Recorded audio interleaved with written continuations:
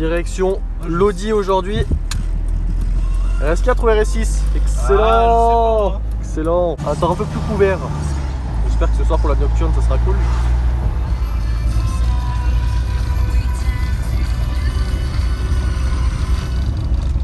Terrain de Lodi. On se retrouve ce soir à 19 h. Trouver une route qui mérite qu'à être driftée. Arrivé à Lodi.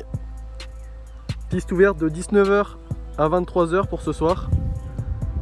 Avec l'éclairage qui va être là. Première nocturne. Je pense que ça va être sympa. On commence à installer tout ça tranquillement. Oh ça c'est bon. Oh ça c'est bon. Pourquoi la 125 elle marchait pas? Tout s'explique. L'éclairage n'est pas encore là, donc il fait encore assez jour. Premières impressions, ça change complètement de tout ce qu'on a fait avant. La texture, ça ressemble vachement à la terre de chez nous quand même. Hein. C'est vachement dur, vachement caillouteux.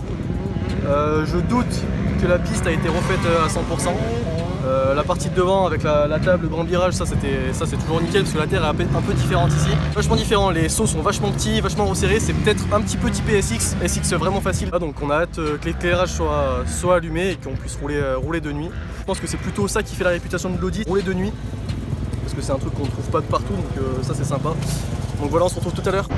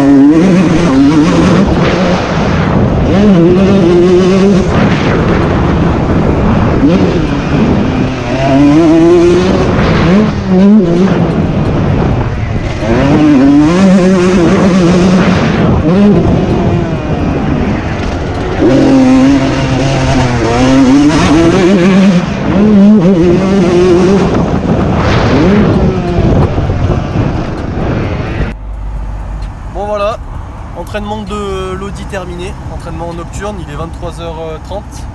L'expérience pour le roulage de nuit, franchement en nocturne, c'est vraiment cool.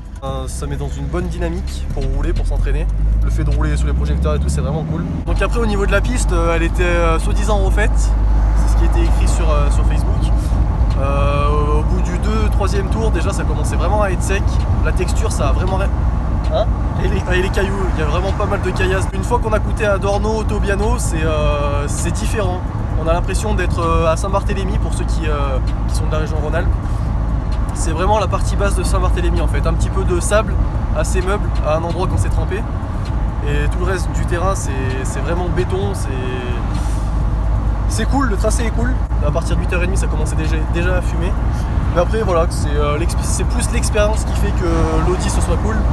Pour notre part en tout cas. Toujours une possibilité de dormir sur place, tout ce qui est sanitaire c'est accessible aussi, restauration aussi. Du coup on part pour Cadrezat, donc le dernier roulage de la semaine. Faites gaffe, donc c'est qu'à 23 h pile, il coupe tous les éclairages, que ce soit sur les paddocks ou sur la piste. Donc du coup au niveau du chargement, c'est dans la nuit.